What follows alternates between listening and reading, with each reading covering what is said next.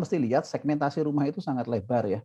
Kita mau bicara rumah yang model FLPP, kelas di atas FLPP, kemudian juga di atasnya lagi. Nah, saya sih ngelihat prospeknya tetap positif ya, karena ada support dari pemerintah dan ini merupakan backbone, salah satu backbone ekonomi pemerintah gitu.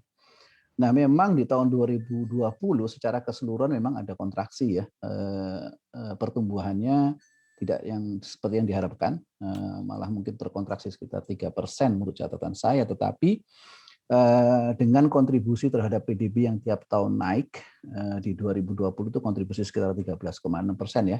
Ini catatan saya, mungkin nanti Pak David bisa mengkoreksi ini sebagai ekonom ya. Saya rasa ini peluangnya masih sangat besar, apalagi khusus di perusahaan pembiayaan tuh nggak banyak yang bermain di industri ini. Karena saya juga udah pengalaman di industri otomotif pembiayaan, itu prosesnya memang lebih kompleks dan ini memang harus butuh proses yang saling terkait integrasi antara pemerintah, private sector, masyarakat, dan secara industri secara keseluruhan. Tapi saya lihat pertumbuhan ekonomi akan sangat besar, terutama di sektor ini, karena tahun depan pun sebenarnya PUPR juga ada kenaikan plafon dari 21 ke 23 triliun dan untuk alokasi non FLPP yang merupakan market juga untuk perusahaan pembiayaan dan perbankan di luar yang memang sudah berdasarkan tugas penugasan dari pemerintah itu masih ada sekitar 5 triliun ya market yang kita bisa kita bisa ambil ya. Oke, kalau untuk Reliance sendiri nih Pak, kontribusi dari pembiayaan perumahan untuk new booking berapa besar Pak persentasenya? Oke, jadi kita khusus di kita memang kita menerapkan yang namanya portfolio mix. Jadi kita ada alokasi 60% untuk di sektor properti, pembiayaan perumahan. Dengan segmentasi memang kita fokus kepada pembiayaan di bawah 1 miliar dengan average pembiayaan kita di sekitar 300-400 juta. Jadi kita mengambil market yang kita lihat prediksinya akan terus bertumbuh.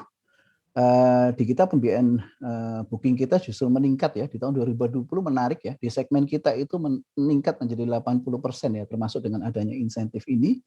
Kenapa? Karena segmen ini yang menurut saya ke depan sampai 5 tahun ke depan akan jadi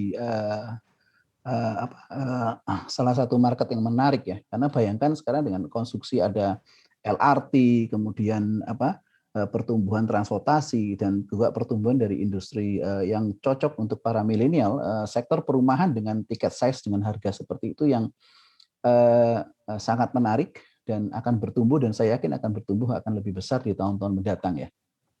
Segmen yang istilahnya itu komuter interconnecting housing ya, yang dekat dengan sisi transportasi yang lagi dibangun ya di seluruh Indonesia ya, mainly di daerah Jabodetabek ya. Kalau kita lihat perumahan di sektor itu yang akan bertumbuh dengan baik dan sizingnya juga makin lama makin kecil, karena yang ditargetkan kan adalah masyarakat golongan kita kan ada bonus demografi terkait usia pekerja dan calon pekerja kita yang sangat-sangat menarik ya. Jadi segmen-segmen rumah kecil yang mereka tinggal bekerja di Jakarta atau di daerah-daerah seperti di daerah tempat-tempat para milenial bekerja. Nah, itu yang saat ini bertumbuh. Jadi kalau untuk Reliance menarik, kita justru dalam kondisi kontraksi kita masih naik gitu. Karena kita segmentasinya memang spesifik ya di segmen itu ya. Untuk informasi lebih lengkap dan berita terkait, jangan lupa klik link di deskripsi.